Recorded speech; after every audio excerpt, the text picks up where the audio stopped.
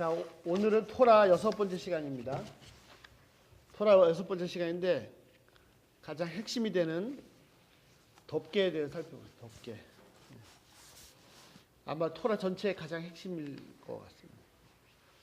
자, 우리말로는 덮개라는 말도 있고 뚜껑이라는 말도 있죠.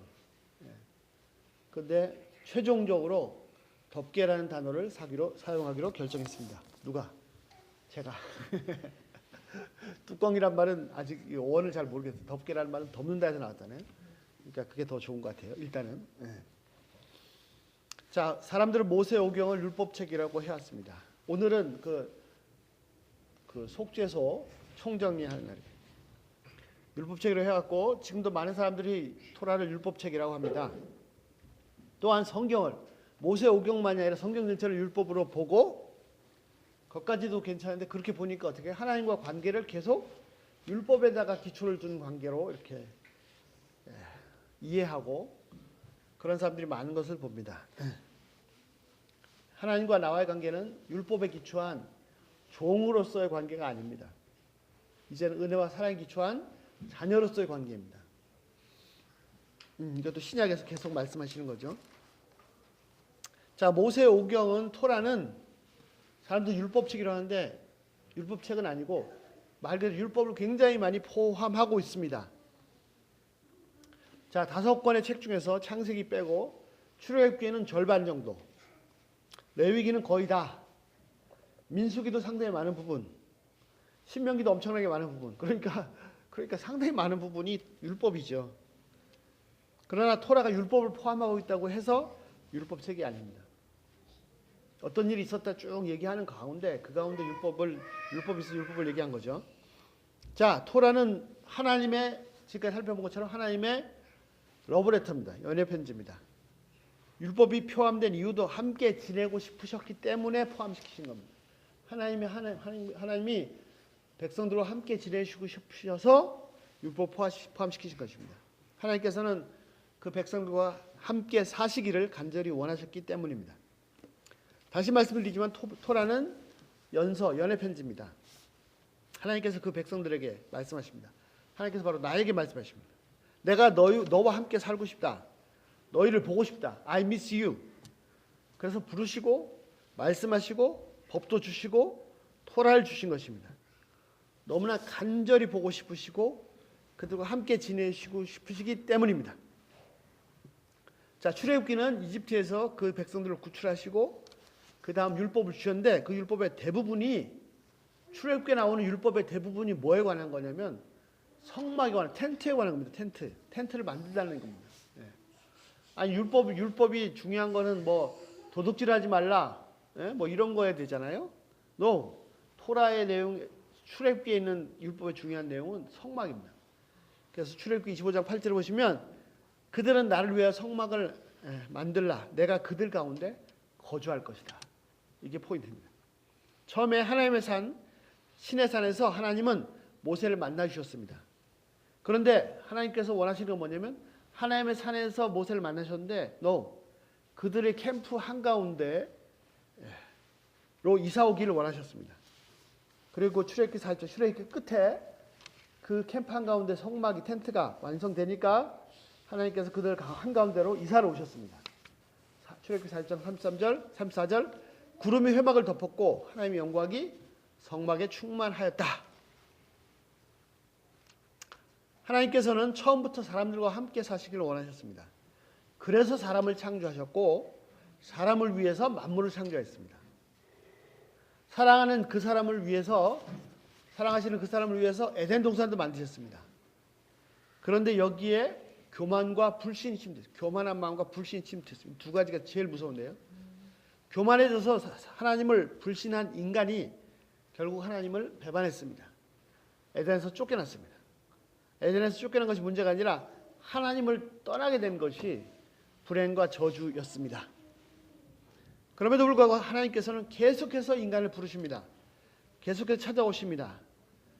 이 은혜도 모르는 배은맨 망덕한 놈이라고 욕하셔도 되는데 그리고 버리셔도 아무 할 말이 없는데 그런데도 계속해서 하나님은 포기하지 않으시고 인간을 찾으십니다. 하나님의 산에서 하나님의 백성들 캠프 한가운데로 오셨습니다. 마찬가지로 예수님은 하늘의 보좌에서 이 땅에 직접 오셨습니다. 우리가 살고 있는 이 땅에. 모세 때는 어떻게 해요? 시내산에서 백성이 살고 있는 캠프 가운데로 오셨죠. 예수님은 하늘 보좌에서 이 땅에 우리 가운데 오셨습니다. 바로 나와 함께 지내시길 간절히 원하십니다. 하나님 뭘 원하신다고요? 나하고 함께 지내기 원하신다고요. 그리고 결국은 마지막에 하나님의 백성들을 하나님의 성막으로 새 예루살렘으로 초대하시고 인도하십니다. 거기서 영원히 그 백성들과 함께 사십니다. 자, 그 성막의 출발점은 광야의 성막입니다. 이 광야의 성막이 나중에 솔로몬의 성전이 되었습니다. 자, 성막 가운데 가장 중요한 것은 계속 말씀드린 것처럼 지성소입니다. 지성소. 그리고 지성소 안에 있는 언약궤입니다. 자, 언약궤 안의 가장 중요한 것은 언약궤 안에 언약 돌판이 아니라 언약궤를 덮고 있는 속죄소입니다. 속죄소. 사람들은 일반적으로 언약궤에서 가장 중요한 부분을 십계명판이라고 생각합니다. 물론 그렇게 생각하는 것도 무리가 아닙니다. 일반적으로 상자를 받아보면 상자보다도 더 중요한 것은 그 안에 있는 내용물이죠. 상자는 단지 내용물을 보호하기 위한 것뿐입니다. 그래서 언약궤도 그 안에 있는 언약판, 십계명판이 중요하다고 생각하기가 쉽습니다. 그러나 출애굽기 내용을 보면은 내용물인 십계명판보다도 언약궤보다 더 중요한 것은 덮개인 속죄소입니다. 자, 지난 시간에 잠깐 마지막 끝날 때 살펴봤습니다. 우선은 재질이 틀립니다. 자, 십계명판은 돌입니다. 그죠? 하나님께서 돌판에다가 계명을 써주셨습니다. 자, 이 계명을 하나님께서 언약이라고 하십니다. 아니, 분명히 돌판에 율법을 써주셨는데 하나님 뭐라고 하셨어요? 언약이라고 하셨어요. 언약을. 자, 이 언약은 첫 번째 단계의 언약입니다. 이 첫 번째 단계의 언약이 뭐죠? 이 계명을 다 지키면 내가 약속한 땅을 너에게 준다. 그리고 나는 너희들의 하나님이 되고 너희는 내 백성이 될 것이다. 그리고 이 돌판이 증거입니다. 증거. 계약서입니다. 컨트랙입니다. 컨트랙. 그래서 이 돌판을 뭐라고 그래요? 십계명판이라고 하기도 하고, 자, 계명판이라고 하기도 하고, 또 뭐죠? 언약판, 하나님의 언약이 판이라고 하기도 하고, 이 언약을 증거한 것을 기록한 증거판이라고 하기도 합니다. 그래서 이 돌판을 넣은 박스를 뭐라고 그러죠? 법궤, 즉 계명이 들어있는 박스 또는 언약궤, 하나님의 약속이 들어있는 박스, 증거궤, 하나님의 약속을 증거하는 증거궤라고도 하기도 합니다. 그런데 이 언약은 이스라엘 백성들이 지키지 못함으로 실패했습니다. 산 위에서 하나님께서 모세에게 이 언약판을 써주실 때 그 순간에 바로 그때 산 아래에서 백성들은 자신이 지켜야 할 계명을 어기고 있었습니다. 황금송아지를 만들었죠. 모세는 그들 앞에서 이 돌판을 깨트려 버렸습니다. 첫 번째 언약은 깨졌어요. 이스라엘 백성만 실패한 것이 아닙니다. 모든 인간이, 모든 인류가 다 실패했습니다. 어느 누구도 하나님의 법도를 다 지켜서 하나님의 기준을 통과할 수 있는 사람이 없습니다. 모든 사람이 다 죄인입니다. 한 사람도 예외가 없습니다. 이 계명판, 언약판, 첫 번째 언약판, 증거판이 있지만 이걸 지킬 수 없습니다. 자, 그러면 이 계명판을 다 인간이 지켜야 될 것을 지키지 못했으면 하나님의 약속도 깨진 거죠. 더 이상 하나님께서 그 축복을, 약속을 지켜야 할 이유가 없습니다. 그럼에도 불구하고 하나님은 약속을 지키셨습니다. 그럼에도 불구하고 하나님은 나에게 복을 주시기 원하셨습니다. 이스라엘 백성들은 계명을 어겼습니다. 그 백성들 다 죽어야 합니다. 백성들은 물론 광야에서 40년 동안 죽었습니다. 하지만 하나님께서 그 약속을 지키셔서 결국 후손들이 약속의 땅에 들어가게 하셨습니다. 백성들이 약속을 어겨서 약속을 깨져야 되는데 하나님은 그 첫 번째 언약에 기초한 것이 아니라 일방적인 은혜로 결국 그 약속을 성취하신 것입니다. 그들이 율법을 다 지킴으로, 언약을 지킴으로 그 약속의 땅을 주신 것이 아닙니다. 모세가 말합니다. 뭐라고 말합니까? 그들은 항상 거역하던 백성이다라고 말합니다. 신명기 9장 24절 내가 너희를 알던 날부터 너희가 항상 여호와를 거역하느니라. 저한테 하신 말씀은. 예, 마찬가지로 인류도 이 계명을 다 지키지 못했지만 하나님은 약속을 지키셔서 하늘 성소에 들어가게 하십니다. 은혜로. 자, 언약판, 돌판이었습니다. 언약궤는 시팀나무, 아카시아 나무에다가 금을 입힌 것입니다. 그러나 자, 오늘 주보에 보시죠. 제일 중요한 게 뭐라고요? 그림에 보시면 덮개인데 이 덮개는 속죄소는 나무, 아카시아 나무에다가 금을 입힌 것이 아니고 통째로 전부가 다 순금으로 되어 있었습니다. 그리고 그 덮개 위에 천사 둘이, 그림 보시면 나오지만 천사 둘이 양쪽 끝에서 날개로 이 언약궤를 덮고 있는데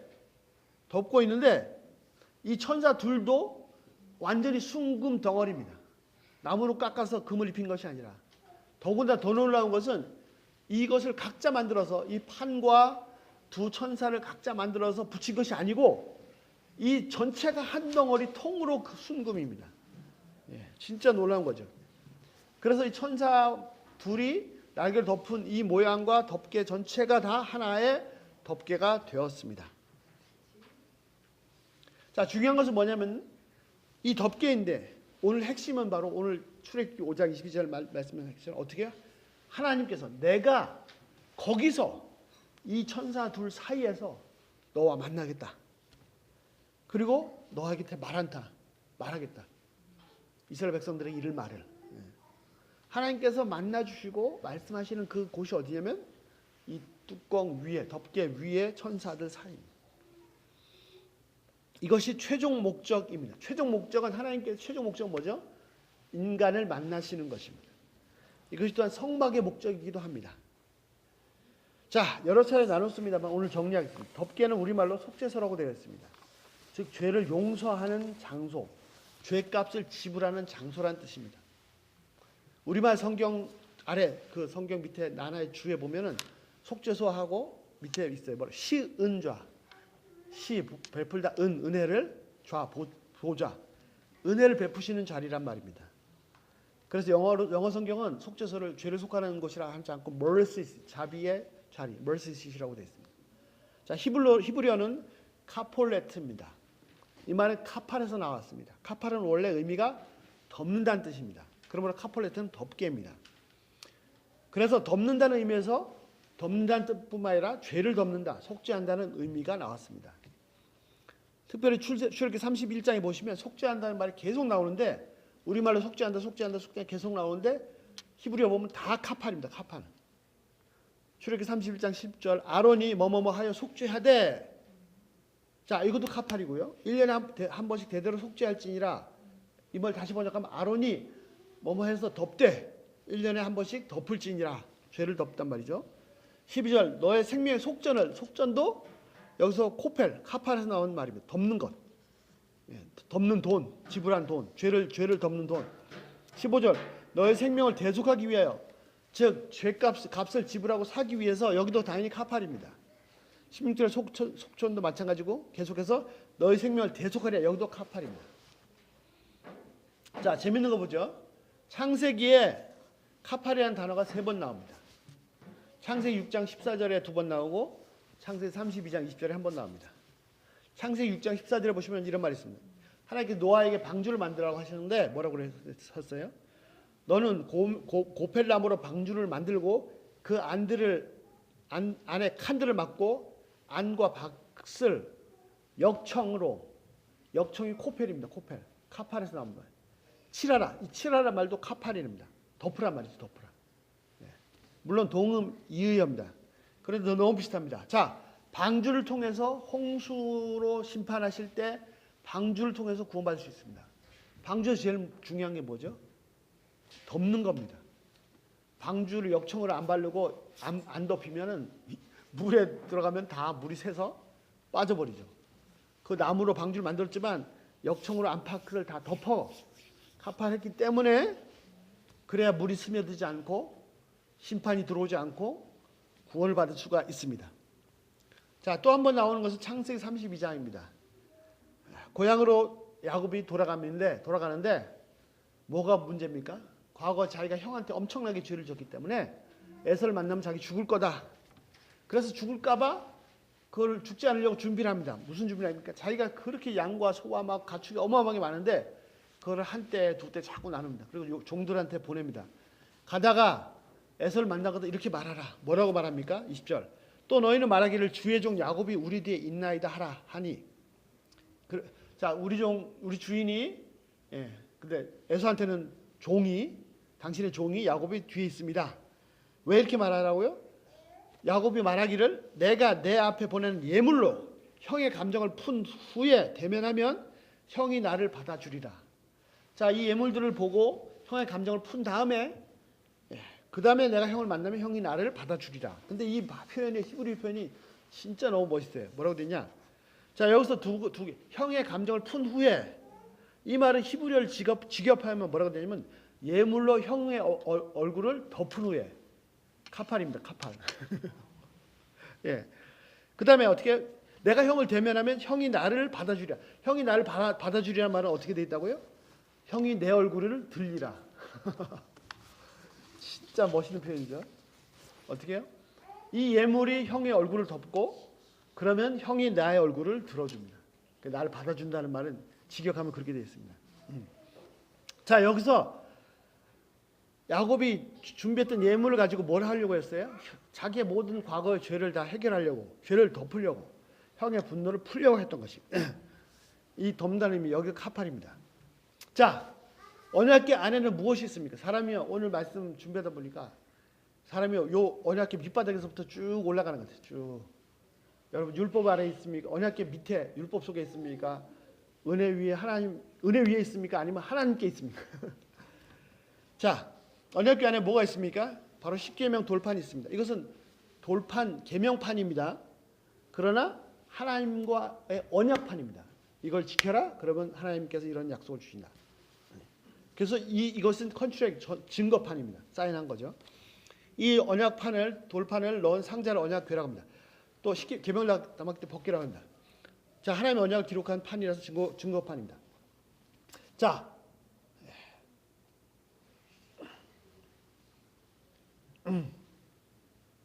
자, 그런데 문제는 뭐냐면 아까 말씀드린 것처럼 이 계명을 다 지키지 못했습니다.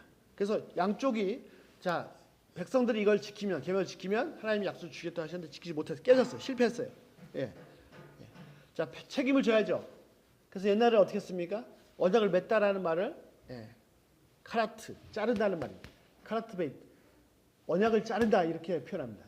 무슨 말이냐? 옛날에는 이 아브라함 당시나 모세 당시에는 언약을 맺을 때 두 사람이 약속을 하면 어떻게 되죠? 짐승을 송아지나 양이나 염소를 잡아서 그러니까 통째로 잡아서 그 절반을 자릅니다. 그리고 그 절반을 잘라서 둘로 갈라놓고 그 사이로 약속한 두 사람이 지나갑니다. 이것이 언약을 맺는 겁니다. 그래서 언약을 자른다라고 표현합니다. 왜요? 그 무슨 뜻이에요? 한쪽이라도 언약을 어기면 그 사람의 몸이 이렇게 절반 잘라질 거다. 그런 의미입니다. 언약은 진짜 중요한 겁니다. 자, 그런데 이 계명판에 의하면 첫 번째 언약에 의하면 이스라엘 백성들은 이 계명을 지키지 않았어요. 그래서 실패했습니다. 그러면 이스라엘 백성들은 죽어 마땅합니다. 그런데도 아까 말씀드린 것처럼 하나님은 약속을 지키셨어요. 이쪽 약속을 지키셨어요. 이제는 이 계명을 지켰기 때문에 지킨 것이 아니고 은혜로 주신 거죠. 복을 주신 거죠. 무슨 말입니까? 이 백성들이 이 계명을 지키지 않았는데 범죄했는데 계명을 파기했는데 약속을 파기했는데도 불구하고 하나님께서 이것을 간과하심으로 덮어버리셨습니다. 모든 백성들의 죄를 다 덮어버리셨습니다. 자, 이 법궤 안에 계명판이 있는데 첫 번째 약속이 있는데 이것을 덮개로 다 덮어버리셨습니다. 첫 번째 언약 계명은 실패했습니다. 하나님 언약을 깬 자들을 처벌하시는 것이 아니라 덮어버리셨어요. 이 계명판이 약속 언약판을 계명을 어겼어요. 언약을 깨뜨렸어요. 증거판이 깨졌어요. 하나님은 이것을 덮어버리셨습니다. 원래는 깨졌으면 백성들을 깨버려 드셔야 되는데. 자, 이 지성소에 있는 속죄소 앞에 나가기 위해서 1년에 한 번씩 제사장이 하나님께 나가야 됩니다. 그런데 그냥 나갈 수 없고 양과 염소의 피를 뿌려 나갈 수 있습니다. 이 덮개 위에 피가 뿌려짐으로 생명이 지불됨으로써 모든 죄가 다 덮어지고 용서되고 속죄되어서 하나님께 나갈 수 있습니다. 그래서 속죄소, 은혜의 보좌, 시은자입니다. 자, 그냥 무조건 덮어진 게 아닙니다. 어떻게요? 백성들이 피를 뿌려야 되는데 백성들 대신에 피가 뿌려졌기 때문에 덮어진 것입니다. 자, 인간은 원래 하나님의 에덴 동산에서 하나님과 교제하던 존재였습니다. 하나님께서 짐승들을 창조하시고 아담은 그들의 이름을 처음으로 창조했습니다.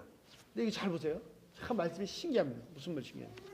자, 아담이 자 보세요. 하나님께서 짐승들을 창조하셔서 그냥 이름 짓지 않으시고 아담에게로 이끌어 오셨어요. 그래서 아담이 어떻게 이름 짓나? 아담 한번 이름 지어봐라. 아담이 이제 생전 처음 보는 짐승을 보고 이름을 짓습니다. 얘는 코가 되게 기네. 뭐 이렇게. 얘는 목이 되게 기네. 뭐 이렇게. 하여튼 그 이름을 짓기 위해서 계속 그 짐승을 보다가 보니까 뭘 발견했어요? 야, 정말 하나님의 작품은 놀랍다. 이렇게 다양하고 하나님의 솜씨를 하나님을 감상하게 된 것입니다. 하나님께 감탄하게 된 것입니다. 자, 이런 놀라운 시간들이었는데 죄를 지면서 모든 상황이 바뀌었습니다. 창세기 3장 7절 이에 그들의 눈이 밝아져서 자 먹었어요. 먹자마자 어떻게 됐어요? 첫 번째 표현이 뭐냐면 그들의 눈이 밝아졌어요. 눈이 띄었단 말입니다. 벗은 줄 알고 무화과 나무 잎으로 치마하였더라. 그들이 그날 바람이 불 때 동산에 거니시는 여호와 하나님의 소리를 듣고 아담과 그의 아내가 여호와 하나님의 낯을 피하여 동산 나무에 숨은지라. 그들이 죄를 지은 다음에 첫 번째 어떤 변화가 생겼어요? 눈이 밝아졌습니다. 그래서 벗은 줄 알았습니다. 그 전에 어땠습니까? 2장 25절 아담과 그 아내 두 사람이 벌거벗으나 부끄러워 아니하니라. 자, 지금은 눈이 밝아져서 자신들을 보았어요. 자, 이것도 신기해요. 잘 보세요. 범죄해서 눈이 밝아지니까 첫 번째 발견한 게 뭐예요? 자신이에요, 자신. 자기 자신을 봤더니 내가 당당하고 멋있고 그런 모습 봤어요. No. 벌거벗겨졌어. 아이고, 부끄럽고 창피하고 나는 왜 이런 모습일까? 내 못난 모습을 본 거예요. 눈이 안 밝아졌을 때는 어떻게 했죠? 부끄럽지 않았어요. 행복했어요. 허물이 안 보였어요. 내가 허물이 드러나는 것이 두렵지 않았어요. 근데 밝아졌을 때 그렇게 됐어요. 그래서 이걸 해결하기 위해서 당장 어떻게 보니까 나무 잎으로 무화과 나무 잎으로 치마를 해서 만들었습니다. 덮었습니다. 자, 치마를 해서 자신을 덮었어요. 나무 잎으로 덮었어요. 그 전에는 눈이 안 밝았어요. 눈이 밝아지지 않았을 때는 부끄럽지 않았어요. 허물이 아니었어요. 허물이 드러나도 괜찮았어요. 남의 허물을 봐도 괜찮았어요. 행복했어요. 나의 수치가 아니고 상대방 허물이 아니었습니다. 이제 범죄하고 나서 눈이 밝아진 것을 보니까 자신이었고 수치고 부끄러움이었습니다. 나뭇잎으로 덮었지만 나뭇잎으로 덮을 수가 없습니다. 왜 나뭇잎으로 덮을 수가 없죠? 그거 시들어버리니까요. 자, 눈이 밝아지기 전에는 자신을 본 것이 아니라 하나님을 보았습니다. 하나님을. 자신은 별로 보이지 않았어요. 하나님을 보니까 은혜가 넘쳤습니다. 자신 속에도 하나님이 충만했습니다. 하나님을 창조하시고 데려오신 아담은 하나님을 창조하신 그 짐승들을 보았습니다. 하나님을 보았더니 하나님이 짐승들을 창조하셨고 하나님 짐승들을 이끌어오셨고 이름을 지으라고 하셨습니다. 그래서 하나님을 봤고 짐승을 봤어요. 짐승이 이름을 지으면서 뭘 봤어요? 하나님을 봤어요. 다시요. 눈이 밝아져서는 뭘 봤어요? 자신을 봤고 자신의 못난 모습을 봤어요. 눈이 밝아지기 전에는 하나님을 봤고 하나님의 영광을 봤어요. 그 자신의 눈이 어두웠을 때는 하나님에 대해서 영의 눈이 밝았습니다. 자신 속에서 하나님이 충만했습니다. 하나님과 교제하는 존재, 하나님을 찬양하는 존재였습니다. 그런데 눈이 밝아져서 처음 본 것이 자기 자신이었어요. 벌거벗음 알았어요. 수치스럽고 부끄러워서요. 하나님을 찬양하고 하나님과의 교제하던 존재에서 자아중심적인 존재로 바뀌었어요. 그 다음에 어떤 변화가 일어났습니까? 두 번째 수치심 때문에 자기를 보고 수치심 때문에 그 다음에 하나님의 음성을 피하고 전에 어땠어요? 하나님의 음성이 들리면 우와 지금은 피하고 그 다음에 하나님의 낯을 피하게 됐어요. 자신을 발견하고 낯을 피하게 됐습니다. 그래서 어두운 나무 사이로 숨었어요. 눈이 밝아진 게 아니에요. 예수님 말씀하시죠. 뭐죠? 너희가 소경이라면 눈이 뜰 것이지만 눈 뜬 자가 하니까 소경이다. 눈이 좀 어두워졌으면 좋겠습니다. 아니 때로는 눈을 좀 감을 필요가 있어요. 많이 감을 필요가 있어요. 왜? 눈이 좀 어두워지면 상대방 내 허물도 허물이 아니고 상대방 약점도 약점이 아닙니다. 하나님 앞에서 당당했습니다. 은혜로 당당한 것이죠. 눈을 좀 감으면 하나님 보여요. 눈을 뜨면 내가 보이고 주위가 보여요.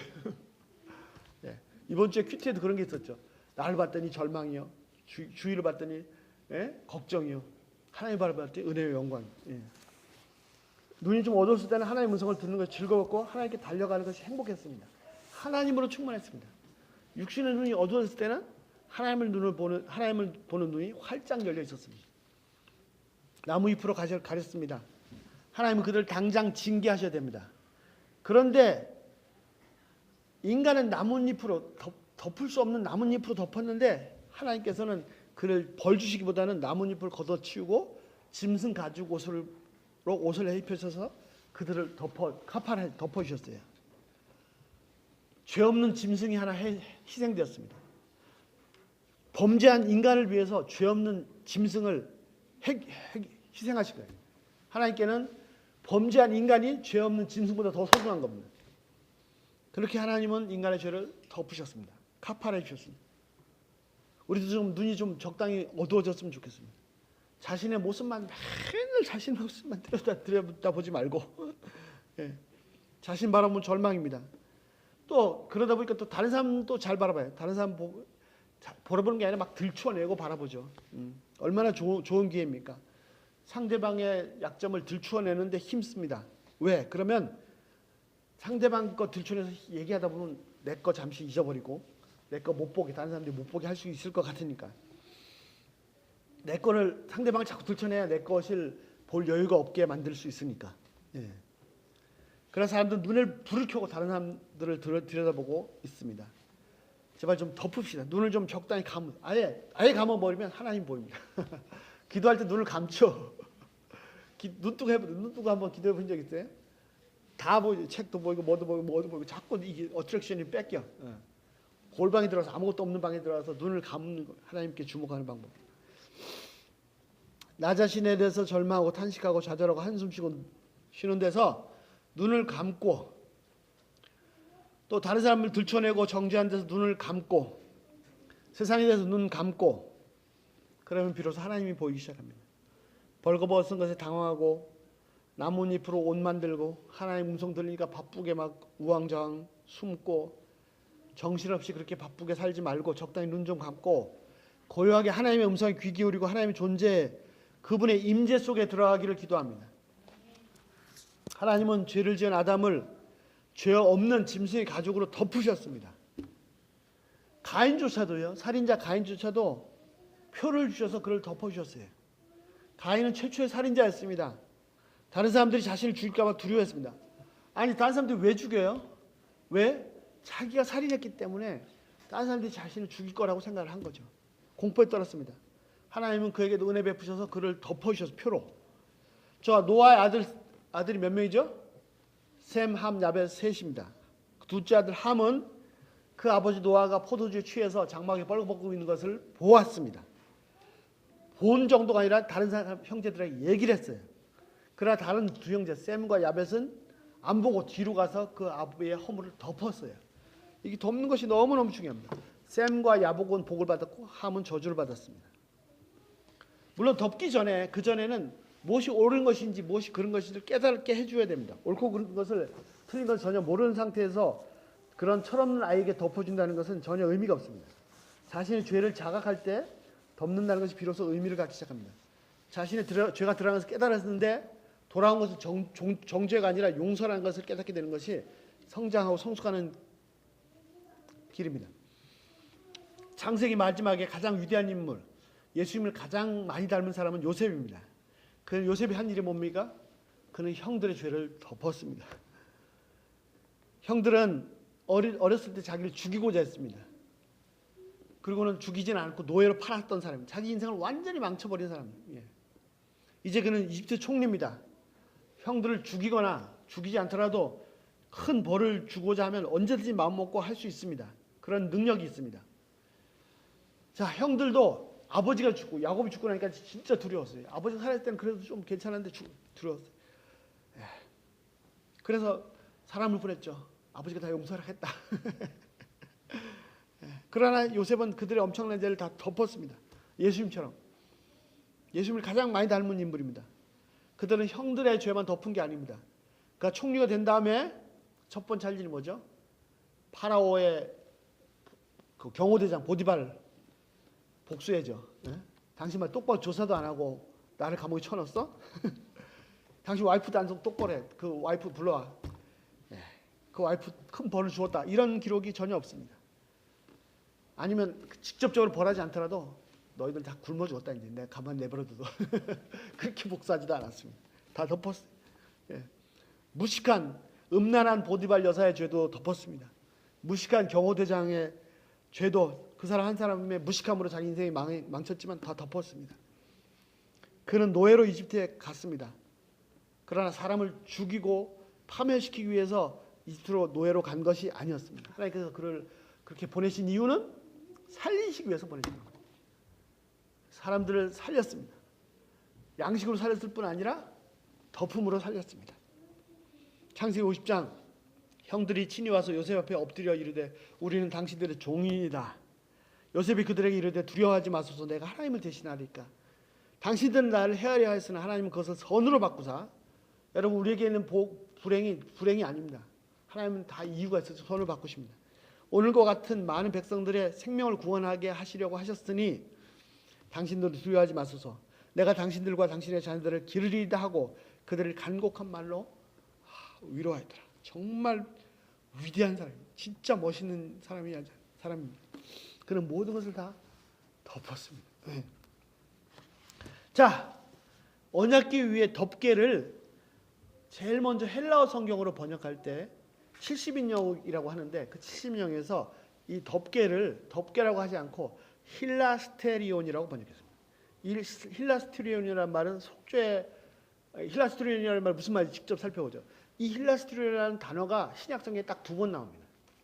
첫 번째가 어디냐면 히브리서 9장 5절입니다. 거기서는 이 덮개를 언약궤 덮개를 직접 지칭합니다. 그 위에 속죄소, 히브리어 9장 5절에 보면 그 위에 속죄소라고 되어 있는데 속죄소를 덮은 영광의 그룹들 천사들이 있으니 여기서 속죄소는 힐라스테리온입니다. 그것들에 대해서는 이제 낱낱이 말할 수 없노라. 히브리어 서자가 쭉 설명해 가다가 여기서 와서 속죄소의 덮개 힐라스테리온에 대해서는 낱낱이 말할 수 없노라. 저는 이 말씀 보시면서 얼마나 아쉬운지 모르겠어요. 그때 좀 성령께서 역사에서도 좀 히브리 서자가 좀 더 쓰게 했으면 이렇게 무식한 사람 좀 더 많이 깨달을 수 있었을 텐데. 예. 자, 그 다음에 또 한 구절은 뭐냐면, 히브리서 9장 5절에는 뭐죠? 속죄소 위에 그 덮개를 직접 지칭할 때 힐라스테리온이라는 말을 썼어요. 두 번째는 로마 3장 25절입니다. 진짜 놀라운 말씀이죠. 자, 로마 3장 25절에 뭐라고 되어 있습니까? 이 예수를 하나님이 그의 피로서 예수님의 피로서 믿음으로 말미암는 화목 제물로 세우셨으니 이 화목 제물이 힐라스테리온 덮개입니다. 덮개. 네. 하나님께서 길이 참으시는 중에 전에 지은 죄를 관가심으로 우리 의로우심을 나타내라. 이 덮개라는 단어를 어떻게 써요? 예수님이 하나님이 그의 피로서 믿음만을 말미암는 덮개로 화목 제물로 서로 피스하게 만든 제물로 만드셨다. 이 화목 제물이 바로 덮개 속죄소 힐라스테리온입니다. 예수님 피로서 화목 제물 덮개가 되셨습니다. 예수님께서 덮개가 되셔서 인간의 모든 죄를 다 덮어 버리셔서 하나님께서 그들의 죄를 못 보게 간과하게 만드셨습니다. 피를 흘려서 피값을 지불해서. 자, 예수님께서 화목제물 어떻게 덮개가 되셨습니까? 그분의 피로써 덮개가 됐습니다. 요한복음 20장 12절 막달라 마리아가 빈 무덤을 들여다보았습니다. 보았더니 흰 옷 입은 천사가 둘이 있는데 예수님의 바디가 시신이 누워있던 곳에 하나는 머리편에 하나는 발편에 앉아있다. 천사 둘이 있죠? 이게 뭐예요? 덮개입니다. 덮개. 바로 언약궤 덮개입니다. 언약궤 덮개에 천사 둘이 양끝에 있었습니다. 예수님의 무덤이 그랬어요. 그래서 어떤 분은 그래요. 예수님의 무덤이 그럼 덮개냐? No. 예수님이 무덤 사이에 있던 그 예수님의 바디가 천사 둘 사이에 있던 그 예수님의 몸이 바로 화목제물입니다. 예수님의 몸으로써 모든 율법을 다 덮어버리셨어요. 모든 허물과 죄를 첫 번째 깨진 언약을 다 덮어버리셨습니다. 그분의 피가 뿌려짐으로 우리가 하나님께 나갈 수 있습니다. 예수님의 몸이 바로 우리의 힐라스테리온입니다. 하나님은 언약궤를 덮으셨습니다. 그럼 율법을 다 덮어버리셨습니다. 율법의 요구를 다 덮어버리셨습니다. 모든 깨지는 언약을 다 덮어버리셨습니다. 다 용서하셨습니다. 첫 번째 언약, 실패한 언약을 덮어버리셨습니다. 그 다음에 그 덮기 위해서 모세를 만나주시고 백성들에게 전할 말을 말씀하시고, 하나님께서 만나주시고 말씀하신 장소가 바로 그 덮기 위에입니다. 자, 그러므로 진짜 덮개는 예수님이시며 예수님의 몸이십니다. 예수님께 당신의 몸으로 그 피를 뿌리심으로 율법의 요구를 다 덮어버리셨습니다. 율법의 입을 막아버리셨습니다. 마치 야곱의 죄 때문에 야곱을 죽이기 위해서 오는 에서의 분노의 얼굴을 예물로 가려 덮어버렸던 것처럼 예수님은 모든 율법의 요구와 하나님의 진노와 형벌을 예수님의 몸으로 다 덮어버리셨습니다. 그 모든 요구와 형벌을 온몸으로 다 받으셨습니다. 그래서 피 흘리심으로써 이제는 죄인들이 하나님께 당당하게 나갈 수 있는, 하나님을 만날 수 있는, 하나님과 말할 수 있는 그곳으로 인도하셨습니다. 이제 예수님 안에서는 어떤 죄인도 다 하나님께 나갈 수 있습니다. 모든 율법이 다 덮어졌고 모든 진도가 다 막아졌기 때문에 아무리 흉악한 죄인이라도 하나님께 나갈 수 있습니다. 자, 단 한마디로 줄이면 이렇습니다. 예수님이 바로 우리 영원한 덮개, 속죄소가 되십니다. 예수님은 나의 모든 것을 다 덮어버리셨습니다. 예수님께서 덮개가 되셨기 때문에 예수님께서 나의 모든 죄를 다 간과 하나님께서 나의 모든 죄를 다 지나쳐 버리십니다. 이제 하나님은 나에게서 나를 보실 때 죽을 죄인을 보시는 게 아니라 바로 예수님처럼 완벽한 의인을 보십니다. 최종 목적지는 어디입니까? 덮는 것이 목적이 아니라 덮어서 어디죠? 하나님을 만나는, 거룩한 하나님, 영광적이 계시는 하나님이 그분이 최종 목적지입니다. 예수님은 죄인이 하나님께 나갈 수 있는 유일한 길이 되십니다. 만일 전혀 죄가 없다면 하나님께 나갈 수 있지만 인간으로서 하나님 앞에서 전혀 죄가 없는 사람이 없기 때문에 아무도 하나님께 나갈 수 없습니다. 이 길은 거저 열린 것이 아닙니다. 수백만 달러를 들여서도 열 수 있는 길도 아닙니다. 하나님께서 그 고귀하신 하나님의 아들의 생명을 지불하셔서 여신 것입니다. 무한대한 값어치를 지불하셔서 여신 것입니다. 우리가 이렇게 마음껏 하나님과 교제할 수 있는 것은 절대 거저된 것이 아닙니다. 어마어마한 값이 지불되어서 된 것입니다. 상상도 할 수 없는 대가가 지불되었기 때문에, 무지무지한 죄값이 지불되었기 때문에 하나님께 나갈 수 있습니다. 예수님은 그 고귀한 생명을 희생하셔서 우리를 하나님께 연결시켜 주셨습니다. 최종 목적지는 속죄소, 하나님, 그곳에 계신 하나님이십니다. 속죄소가 아니라 하나님. 하나님과 막혔던 담이 그냥 열린 것이 아니라 도저히 계산할 수 없는 값을 지불하고 열린 것이고, 이것을 안다면 하나님과의 교제가 전부죠. 하나님과 사귐이 전부죠. 거기 더더욱 힘써야죠. 하나님과 더 깊은 교제 속에 들어가시길 기도합니다. 지성소의 깊은 곳, 속죄소의 깊은 곳까지 하나님께 나가시길 기도합니다. 하나님께 깊이 잠기십시오. 하나님께 깊이 빠져버리십시오. 그러면요, 사방이 고요하고 놀라운 평안을 맛보게 됩니다. 그러면 모든 문제가 다 잠잠해져요. 날마다 주께로 더 가까이, 내 인생 소원이 이것입니다. 이것이 바로 하나님께서 나에게 간절히 원하십니다. 이 모든 것을 하신 이유가 그거예요. 바로 내가 너를 만나겠다. 이거 왜 출애굽 홍해를 가르치고, 왜 성막을 만드시고, 왜 내가 너를 만나고 싶다. 애타게 소망하시는 거예요. 하나님이 그 어떤 대가를 지불하셔서라도 나를 그토록 만나기 원하셨습니다. 나를 만나기 위해서는 그 어떤 희생도 다 지불하실 수가 하셨습니다. 그토록 나를 사랑하십니다. 미치도록 나를 사랑하십니다. 나란 존재가 그만큼 하나님께 소중한 존재입니다. 하나님께 나를 상상도 할 수 없을 만큼 소중하게 여기시고 사랑하시는데, 남들이 좀 뭐라고 하면 어떻습니까? I don't care. 그게 좀 그렇게 바다가 됩니까? 인생이 잘 안 풀리고 좀 어려운 일이 있으면 어때요? 하나님 나를 그렇게 미치도록 사랑하시는데, 나를 무지무지하게 사랑하시는 그분이 내 곁에 계시는데 좀 어떻습니까? 예? 나를 상상도 할 수 없이 사랑하시는 그분, 그렇게 나와 함께 하시고 싶어 하시는 그분이 내 곁에 계시면 그럼 다 된 거 아닌가요? 뭐가 더 부족합니까? 정말 내 잔이 넘치나이다. 아, 주여, 정말 당장 죽어도 부족한 것이 없어. 선지자의 하박국의 고백이 이것이 아닙니까? 비록 무화과 나무가 무성지. 옛날 유대사에서 이거는요 정말 아무것도 없는 거예요. 요즘식으로 얘기하면 뭐 비즈니스도 망했고 학교도 못 가고 뭐 배운 것도 없고 막 정말 집도 없고 막 이런 거예요. 무화과 나무가 무성치 못하고 포도나무 열매가 없고 감나무 소출이 없고 밭에 먹을 것이 없어요. 우리의 양도 없고 외양간 소도 없어요. 아무것도 없어요. 나는 여호와로 말미암아 즐거워하며 나의 구원의 하나님 말미암아 기뻐하리라. 하나님과 함께하는 그곳, 속죄소 깊은 곳이 바로 하나님의 나라요, 하늘나라요, 천국입니다. 우리 발은 지금 이 땅을 딛고 있습니다. 그러나 이 땅에서 내 삶에 무화과 나무가 없고 비즈니스 안 되고 뭐 없고 뭐 공부도 제대로 못하고 뭐 돈도 없고 먹을 것도 없고 포도 열매 없고 당장 내일이 걱정입니다. 그럼에도 불구하고 우리는 현재 하나님 나라를 천국을 살고 있습니다. 하나님과 함께 천국의 동산을 거닐고 있습니다. 하나님께서 말씀하십니다. 뭐라고 말씀하십니까? 내가 거기서 너를 만나리라. 어디서요? 바로 예수 안에서. 기도하겠습니다.